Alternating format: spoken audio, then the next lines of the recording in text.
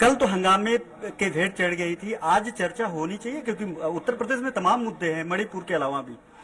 देखिए, मणिपुर के मुद्दे को तमाम मुद्दों के साथ आप नहीं जोड़ सकते हैं। मणिपुर में जो हुआ है वो पूरे देश को शर्मसार करने वाली घटना हुई है और ये कह के कहीं न कहीं उस घटना का समर्थन किया गया है सरकार द्वारा कि मणिपुर उत्तर प्रदेश का हिस्सा नहीं है। तो मैं 50 उदाहरण दे सकता हूं पिछले 10-12 साल के इस विधानसभा के कार्यकाल में कि दूसरे राज्यों में जन्मे बड़े पदों पर रहे लोगों के स्वर्गवास होने पे यही शोक संवेदना व्यक्त की गई है इसी सदन में। दूसरे राज्य में जन्मे व्यक्ति द्वारा उत्कृष्ट कार्य किए जाने पर वो प्रशंसा और धन्यवाद प्रस्ताव इसी सदन से पास किया गया है।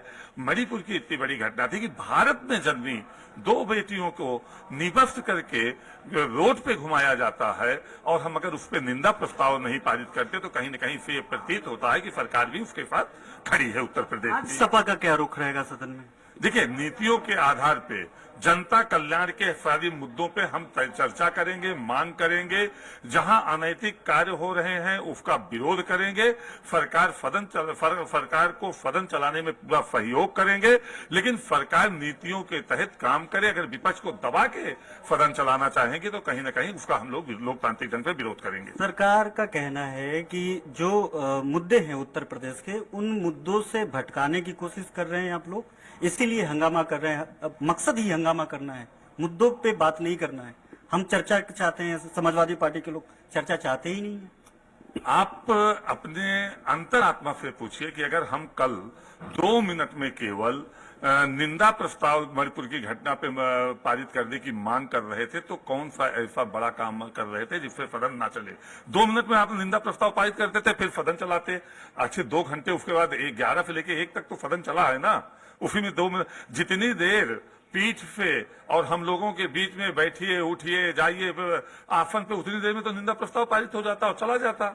लेकिन कहीं न कहीं सरकार केवल जो अनुपूरक बजट लाना या 6 महीने में एक बार सदन बुलाना सरकार की मजबूरी होती है, उसी का कोरम पूरा करके सरकार निकल लेना चाहती है। अच्छा, मणिपुर के अलावा क्या एजेंडा होगा इस विधानसभा में समाजवादी पार्टी का? किन किन मुद्दों को लेकर के सरकार को घेरने की तैयारी कर रही है? देखिए, इस समय बाढ़, सूखा, बेरोजगारी, महंगाई, भ्रष्टाचार, लाखों हजारों लड़कों से नौकरी के नाम पे ठगी हो जा रही है, ऐसे हम लोगों के बड़े मुद्दे हैं। छुट्टे जानवर, किसानों के मुद्दे, ये सब हम लोगों के मुद्दे हैं। इस पे हम सरकार से पूरी चर्चा की मांग कर रहे हैं और रोज 1-2 मुद्दों पे हम लोग 56 में नोटिस भी दे रहे हैं और हम उनसे चर्चा की मांग कर रहे हैं और चर्चा करेंगे।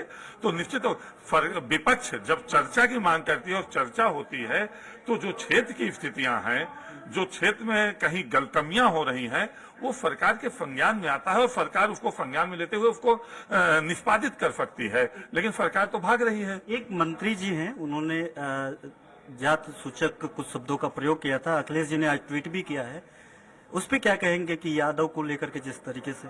देखिए, उन्होंने यादव ने उन्होंने अहीर शब्द का प्रयोग किया है शायद, और वो निहायत निंदनीय है। वरिष्ठ नेता हैं, वरिष्ठ मंत्री हैं। भाजपा का कहना है कि सबका साथ, सबका विकास, सबका विश्वास, ये भाजपा कहती है। तो फिर इसमें जात पात कहां से आ गया? एक तरफ हमको जात पात का आरोप लगाते हैं और हमको जात में बांधने का काम करते हैं।